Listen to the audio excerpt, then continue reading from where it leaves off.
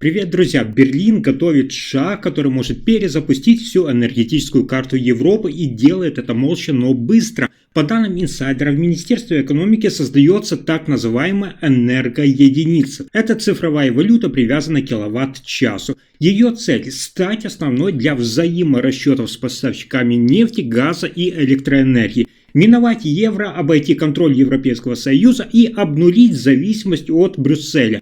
Проект не просто экономическая инициатива, это фундамент новой модели суверенитета. Как сообщают источники, близкие к Мерцу, работа идет под личным надзором канцелярии. В проект вовлечены технолаборатории, банки, энергетические компании. Почему это важно? Потому что сегодня любая сделка, особенно с Ближним Востоком, проходит через фильтры Еврокомиссии. Но Катар, Саудовская Аравия и Объединенные Арабские Эмираты уже выразили интерес к новому формату. Их условия – это защита от инфляции и стабильность. Поэтому Германия предлагает не просто цифровую валюту, а защищенную систему энергетических расчетов.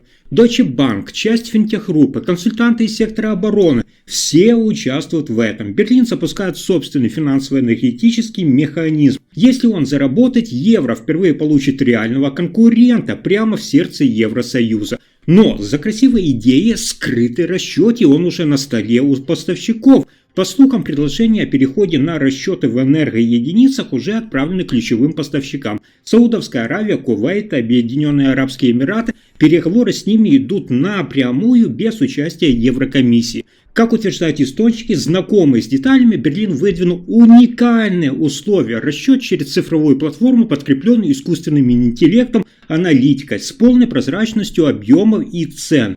Но у поставщиков есть и требования. Главное из них – это защита от инфляционных скачков, чтобы не повторился сценарий с евро, где политика ЕЦБ уничтожала предсказуемость. Именно по этой причине в проект были подключены эксперты из Deutsche Bank и несколько частных финтех-центров. Их задача – создать защитный механизм и привязку к реальным энергетическим мощностям, а не к валютной спекуляции. Берлин, по сути, предлагает новую философию энергетических расчетов: не деньги за ресурсы, а ресурсы за доступ к рынку и технологиям.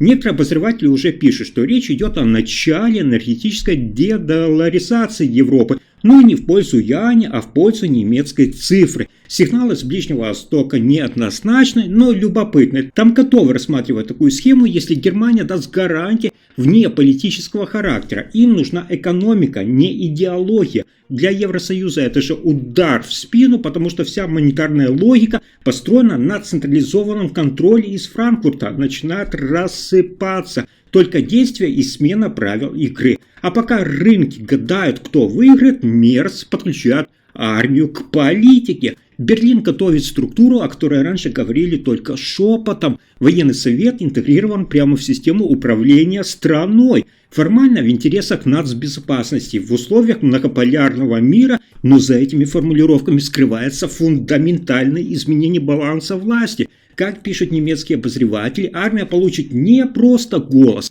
а доступ к рычагам, которые раньше были исключительно прерогативой гражданской администрации. Инициатива идет напрямую от канцелярии Мерца. По данным источников, в разработке участвуют офицеры Бундесвера, юристы, Минобороны и аналитики внешнеполитического отдела правительства. Внутри концепции заложена идея оперативного влияния на решения по миграции, энергетике, кибербезопасности и логистике.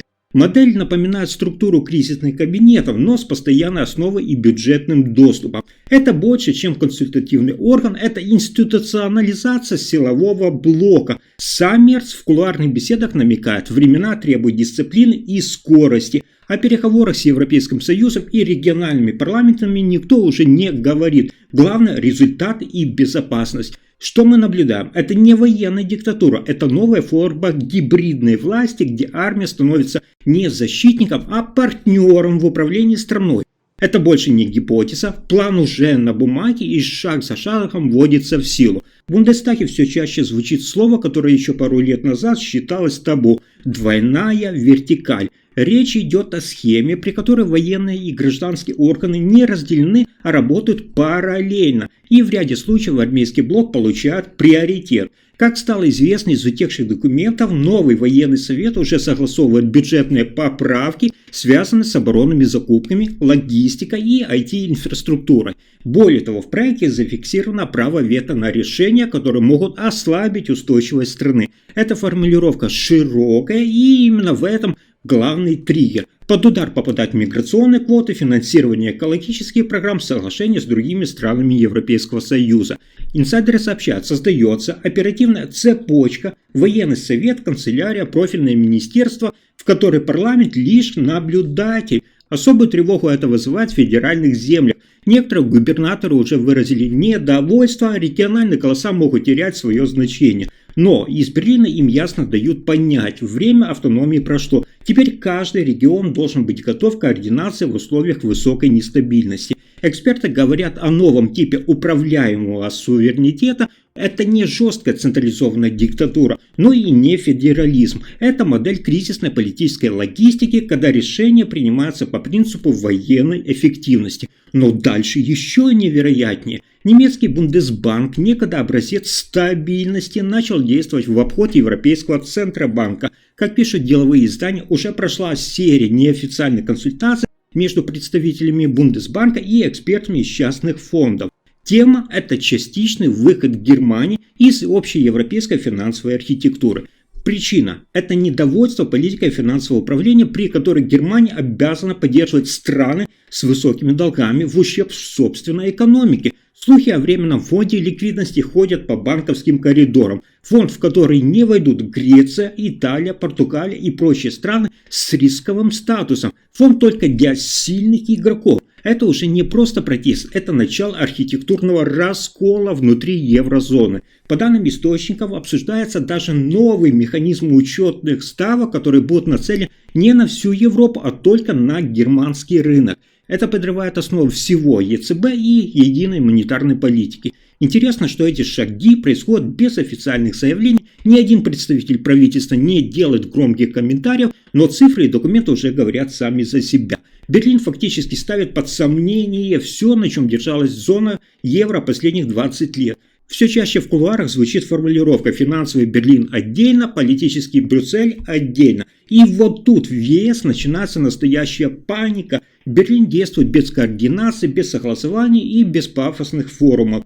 Каждый шаг – это заранее просчитанный и молчаливый, но громкий по последствиям. Франция уже требует созыва экстренной встречи министров финансов, Париж считает действия Мерца подрывом европейской солидарности, но в Берлине полная тишина, ни одного официального ответа. Италия, как всегда, делает вид, что ничего не происходит. Но в кулуарах перегрето обсуждение, если Германия выйдет за рамки Европейского центрального банка, и эффект домино неизбежен. Это понимают абсолютно все. Германия больше не ведет себя как часть Союза, она строит собственную траекторию и делает это так, как будто Евросоюз просто один из партнеров, а не надструктура. Каждое новое решение из Берлина – это вызов Брюсселю. Не на словах, а на практике. Отказ участвовать в программах субсидий, редактирование оборонных контрактов, альтернативные валютные схемы – все это уже в работе. На политическом уровне уже началась переоценка того, что вообще теперь означает слово «союз». Аналитики в европейских центрах пишут прямо: Германия действует так, как лидер, но не союзник. Она переписывает роли, она меняет правила, она ставит Брюссель перед фактом. Если вам понравился мой рассказ, ставьте лайк, подписывайтесь и делитесь этим видео. Спасибо за просмотр.